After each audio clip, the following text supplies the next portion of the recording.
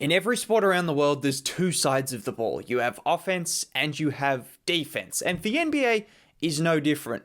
But it is very different in the sense that there is a very major emphasis on just one of those sides of the ball. Now, there are a few reasons that I believe this is the case. Obviously, offense is the more exciting side of the game. There's no doubts about that. Basketball is an incredibly high-paced sport. The NBA in particular, they've adjusted rules. They've made everything centered around making the best spectacle from an offensive side of the floor. And all of this, as a result, draws your attention to the offensive side of the floor. You then have all the awards pretty much always go to offensive players. The MVP is generally the best offensive player. Or if there are a couple of players that are similar on offense, then as a last resort, oh, but this guy's a better defender, so we'll give it to him. And that's kind of what I want to speak to when it comes to defense and the undervaluing of defense as a whole. When it comes to evaluating players, say the MVP, for example. Oh, these guys are neck and neck offensively.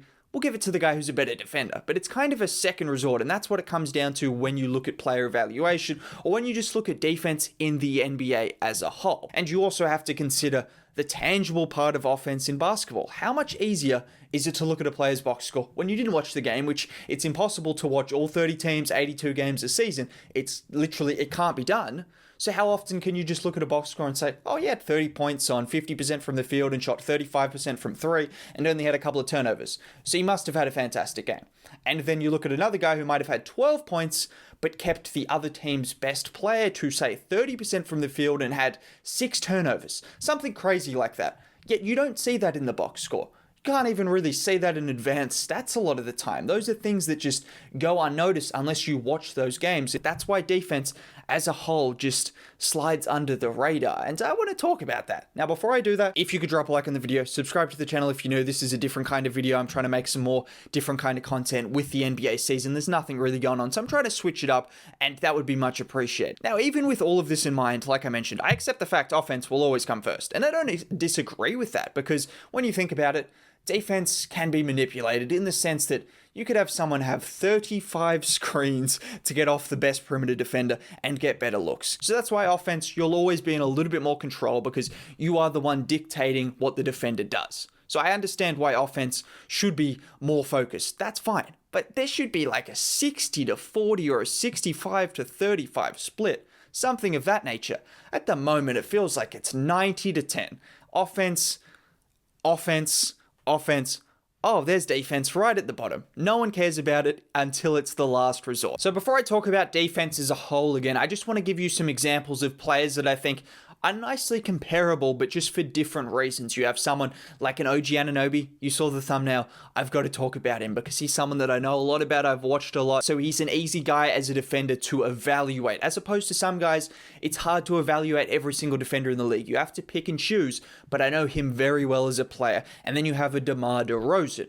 Those are two guys that I looked through top 10 lists. I looked through 3 different websites, 3 different YouTube videos, and in general, I saw a consensus. Derozan was around the 6th to 7th ranked small forward.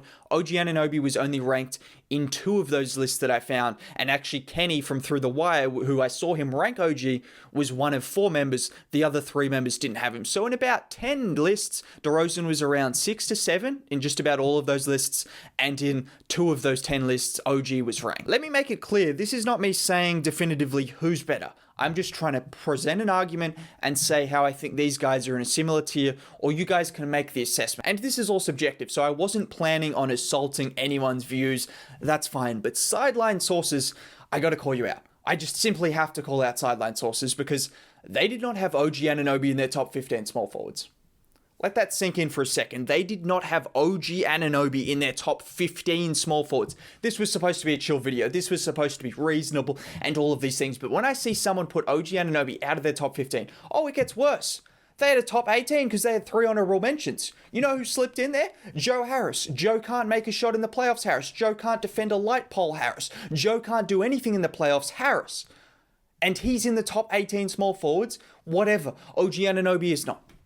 OG Anunoby is not in the top 18 small forwards. And I don't want to hear anything, but OG missed 40, 30 games or any of these things, because he had Anthony Edwards in the top 15, and Anthony Edwards wasn't good until the second half of the season. So effectively, he missed just as many games, if not more. And even when he was good, he still wasn't as good as OG. To not have OG in your top 18 small forwards, this is subjective, as I said. Ranking players is subjective. If you've got OG at 12 and you've got Derozan at 4, at the end of the day, whatever.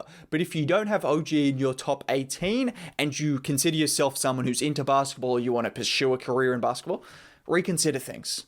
That is blasphemous. That is disrespectful. That is ludicrous. You're an idiot. You're an idiot. You get the point. I could go on.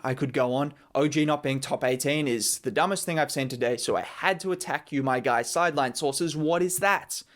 But anyways, getting back into it, OG ranked around 11 to 14, Derozan ranked around 6 to 7. Now, seeing as OG was the lower of the two, let me make the case real quick because I don't want to spend the entire video on these two. For starters, OG is one of the best handful of defenders in the league. Can't really be disputed because versatility-wise, he was ranked up the top of Basketball Index's versatility. Basically, when it comes to OG, he spends like 20% of his time defending point guards, shooting guards, small forwards, power forwards, and centers. He splits his time between all 5 positions and does it excellently well. You've seen him hold Embiid, Luka, Dame, Giannis, all of these guys below their averages. That is the kind of versatility you have in OG. And then you look at the stats. When OG is on the court, opponents have a 110.8 offensive rating. To put that into perspective, that is around 6 to 10 in the league. In terms of Phoenix, Miami are all in that same kind of category in terms of around that same stretch.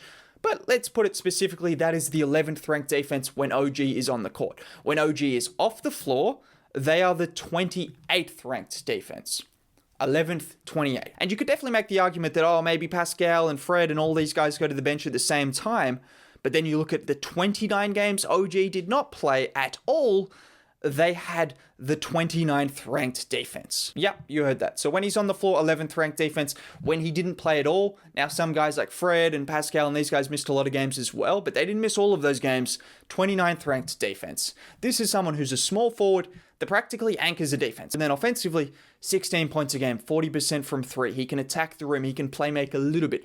He's a decent offensive player that fits into pretty much any system. You could put him on a championship team right now, and I think he could be a solid third option. You could put him on a playoff team, and I think he could be a solid second option because I see him averaging 20 points a game going forward. But just basing it off last year, third option on a very good team, and probably the best defender on a very good team, or close to. That's the kind of player you're getting in OG Anunoby. The stats back it up, the eye test backs it up, everything backs it up that this man is a fantastic two-way player. You then look at DeMar DeRozan and, well, he's good offensively. Let's not get it twisted. The Spurs were a bad offensive team with him off the floor. When he was on the floor, they were a decent offensive team. He's a good playmaker. He's a good scorer. He can take over games in the clutch. He can win you games. He can do that for sure.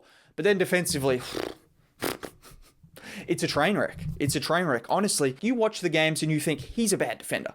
You think he's a bad defender, but then you look at the stats and you think, well, this is bad because in 11 games DeMar DeRozan didn't play, the Spurs had the best defense in the NBA. Yeah, but it gets worse because those are just 11 games. That's a small sample size. But when he was playing during the season, when he was on the floor, they had the worst defense in the NBA. When he was off the floor, they had the 4th best. So when he missed games entirely, best defense. When he was off the floor, 4th best defense. When he was on the floor, worst defense.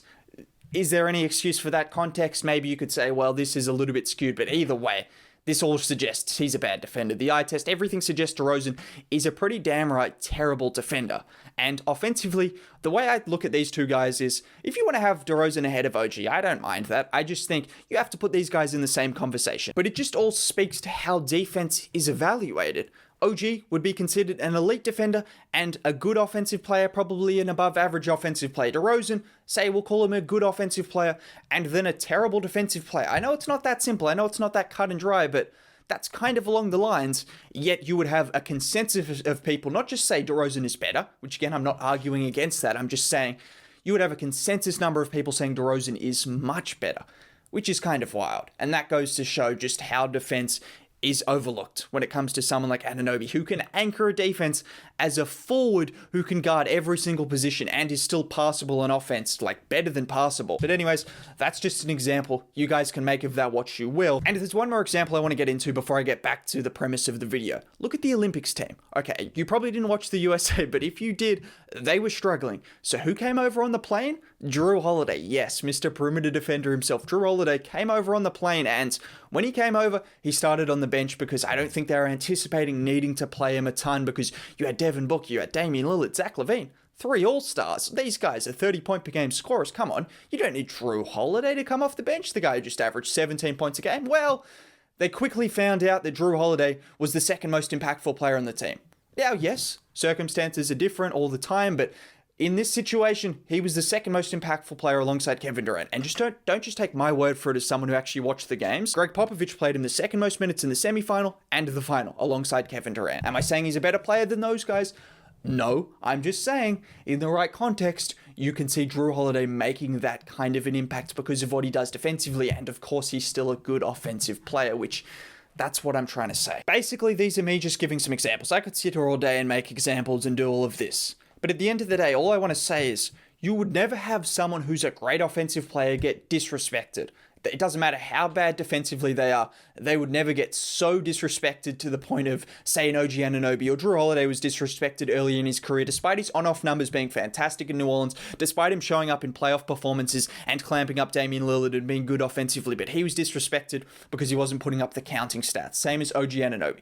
You would never see someone who does things offensively that are great get disrespected, but defensively, if you're doing something great, you get disrespected. You get disrespected all the time. And again, yeah, sure, you can rank offense higher. That's fine. But at the end of the day, you still got to defend. And if someone does it so well, like an Anunoby or a Jrue Holiday, and is also passable on offense, I just don't see how there's a case to have them so low or to disrespect them on so many occasions and to continue to do it with players of this nature as well, because there's other players around the league that get the same treatment.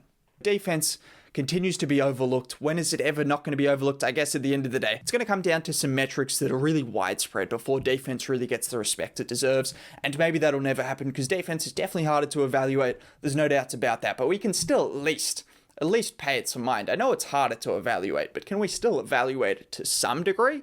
Like an 80-20 split, 70-30, negotiations? Have a good day.